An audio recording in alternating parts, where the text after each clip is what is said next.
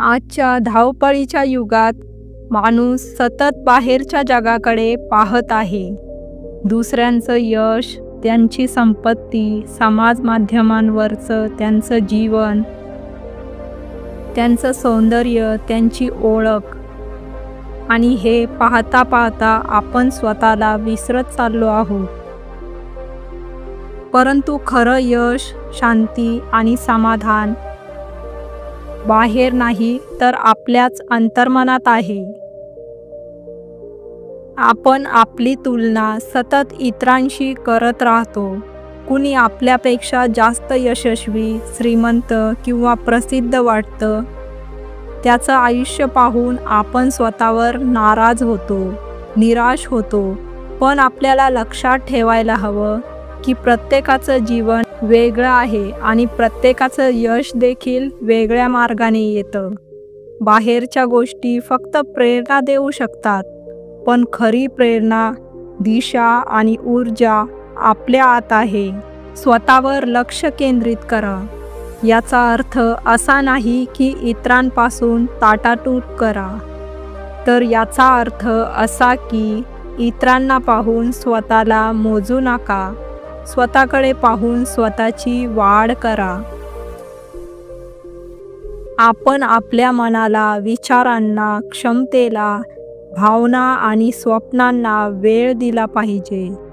रोज थोडा वेळ ध्यान, चिंतन किंवा शांततेत घालवला तर आपल्याला कळेल की आपल्यात कल्पकता आहे, आपल्यात संयम आहे, आपल्यात परिस्थिती बदलण्याची ताकद आहे. मित्रांनो, प्रत्येक व्यक्तीमध्ये काही ना काही विशेष असतं. कुणी लिहू शकतं, कुणी चित्र काढू शकतं, कुणी चांगलं ऐकू शकतं, कुणी संकटांशी लढू शकतं. हीच खरी शक्ती आहे. पण ही शक्ती शोधायची असेल तर ती बाहेर शोधू नका, आत डोकवा. स्वतःला विचारा, मला कोणत्या गोष्टीत आनंद मिळतो? मी कोणत्या क्षणी माझ्यात ऊर्जा अनुभवतो? मी कोणत्या क्षेत्रात आपलं मन रमवतो? हे प्रश्न तुमच्यातील शक्ती शोधण्याची सुरुवात आहे. कधीकधी समाज, कुटुंब किंवा आजूबाजूचं वातावरण आपल्याला पुढे जाण्यापासून थांबवतं. आपल्यावर टीका केली जाते. आपलं अपयश अधोरेखित केलं जातं. पण लक्षात ठेवा, जगाचं मत तुमचं भविष्य ठरवत नाही, तुमचा आत्मविश्वास ठरवतो. त्या सर्व नकारात्मक गोष्टींवर लक्ष देणं थांबवा आणि तुमच्या अंतरंगातील आवाज ऐका. तुमच्या आत्म्याचं बळ तुमचं खऱ्या अर्थाने समर्थन करतं. दुसऱ्यांना पाहण्याऐवजी स्वतःकडे पहा. स्वतःची ताकद शोधा.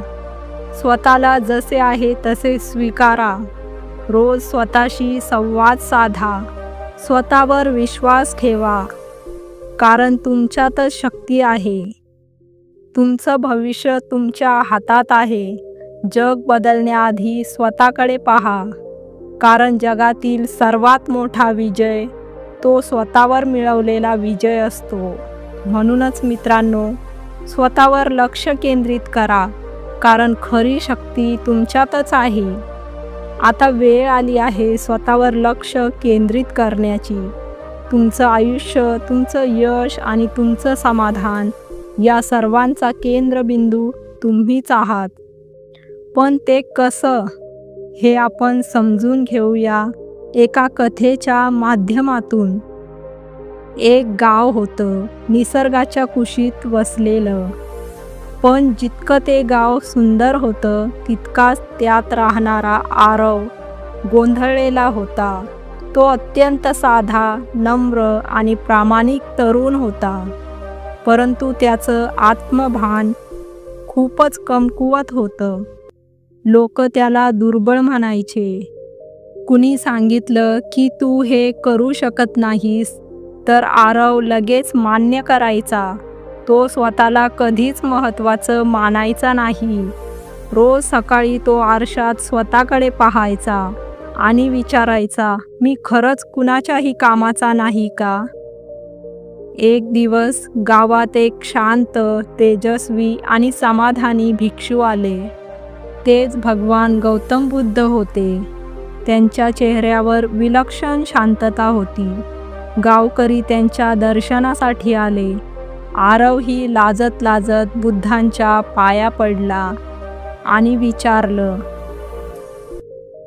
भगवंत, मी स्वतःला खूप दुर्बळ समजतो. लोक मला फारसं महत्त्व देत नाहीत. मी कधी यशस्वी होईन का? बुद्ध हसले आणि म्हणाले, बाळा, तू स्वतःची खरी ओळख विसरला आहेस. जो स्वतःला ओळखत नाही तो जगासमोर झुकतो. बुद्धांनी आरवला 7 दिवस ध्यान साधनेसाठी त्यांच्यासोबत राहायला सांगितलं. तू काही बोलू नकोस, फक्त स्वतःच्या श्वासांवर लक्ष केंद्रित कर, असं त्यांनी सांगितलं. पहिल्या दिवशी त्याचं मन खूप भटकलं. दुसऱ्या दिवशी कंटाळा आला. तिसऱ्या दिवशी तो वैतागला.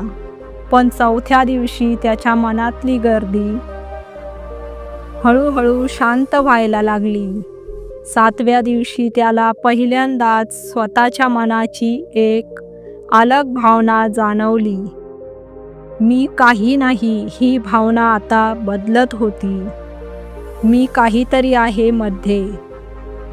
काही दिवसांनी त्या गावावर मोठं संकट आलं. एक महाभयंकर दुष्काळ.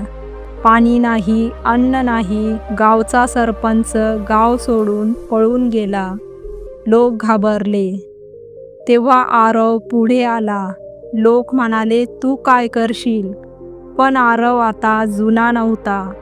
त्याने लोकांना एकत्र केलं. विहिरी साफ केल्या. जंगलातून झाडांची फळं आणली. नदीपर्यंत पाणी वाहून आणलं.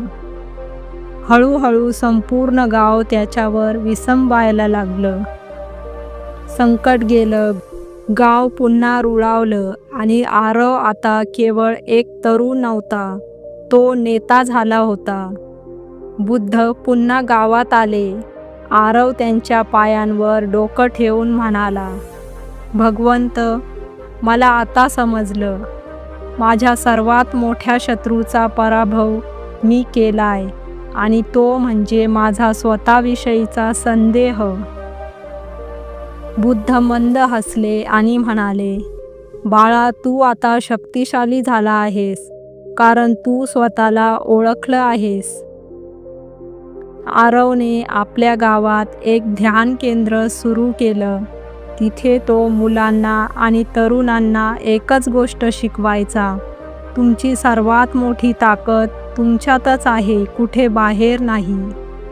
दररोज 10 मिनिटे शांत बसा, स्वतःशी बोला. लोक काय म्हणतात त्यापेक्षा तुमचं अंतःकरण काय म्हणतं ते ऐका, असं तो सांगायचा. हजारो लोक त्याच्याकडून शिकायला लागले आणि आरवची ही यात्रा सुरू झाली. स्वतःवर विजय मिळवणाऱ्यांपासून इतरांना जागरूक करण्यापर्यंत.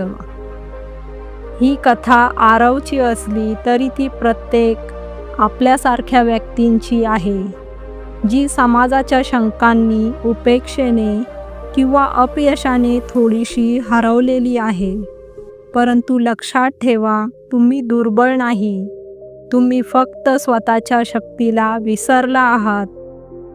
तुमचं भविष्य कुणीही ठरवू शकत नाही, फक्त तुम्ही स्वतःच ते ठरवू शकता. तर मित्रांनो, आजपासून सुरुवात करा. दररोज थोडा वेळ स्वतःसाठी ठेवा.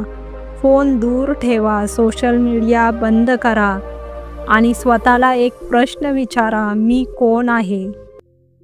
आणि लक्षात ठेवा, जेव्हा तुम्ही शांत होता तेव्हा तुमचं अंतरंग बोलू लागतं आणि जेव्हा ते बोलतं तेव्हा सारा जग तुम्हाला ऐकू लागतं.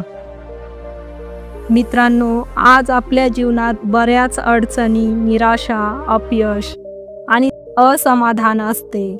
आपण बाहेरच्या जगाला दोष देतो, परिस्थितीला, लोकांना आणि नशिबाला.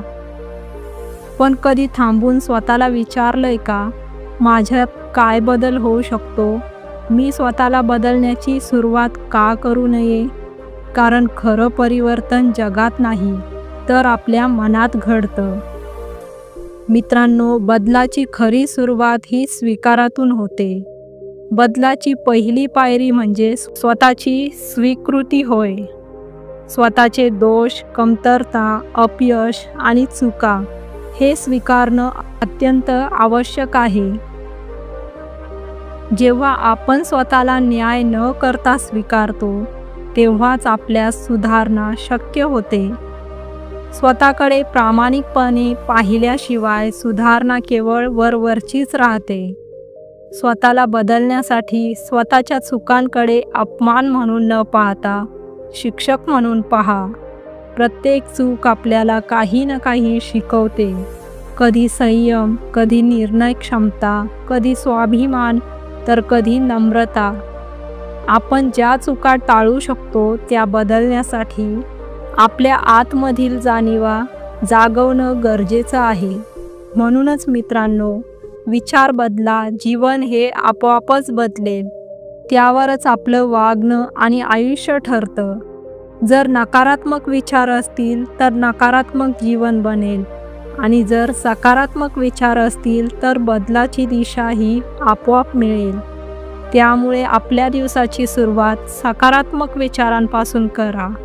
स्वतःशी आत्मीयतेने संवाद साधा. मी हे करू शकतो असं मनाशी म्हणत राहा. तुमचे विचार पाणी आहेत, त्यांचं योग्य दिशेने वाहत राहणं गरजेचं आहे. मित्रांनो, आपल्या सवयी बदलवा, व्यक्तिमत्व घडवा.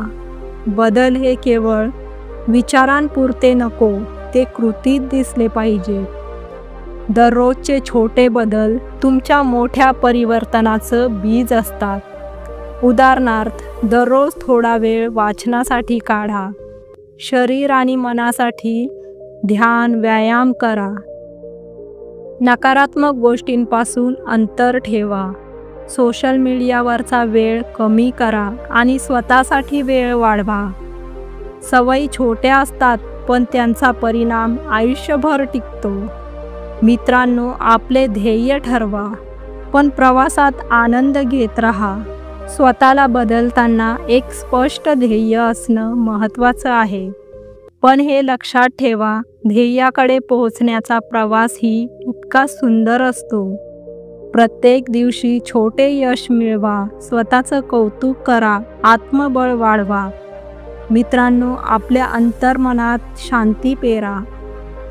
बदल म्हणजे केवळ यशस्वी होणं नव्हे, तर मनशांती, समाधान आणि सजगता मिळवणं. स्वतःकडे दयाळूपणाने पहा, स्वतःला वेळ द्या आणि आत्मानुभूती घ्या. बदलाची खरी फळं ही बाहेरून नाही, आतून उमलतात.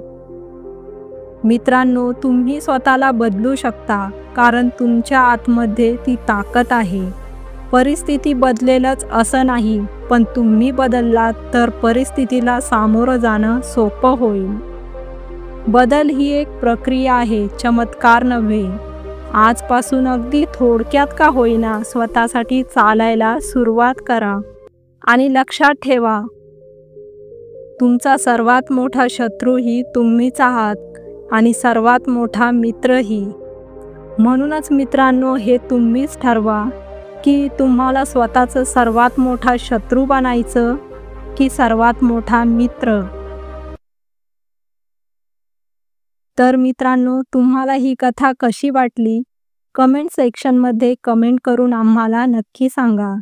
आणि कथा आवडल्यास लाईक करून आपल्या मित्र व परिवारास नक्की शेअर करा. आणि अशाच नवनवीन कथा बघण्यासाठी आमच्या चॅनलला सबस्क्राईब करा. धन्यवाद. नमो बुद्धाय.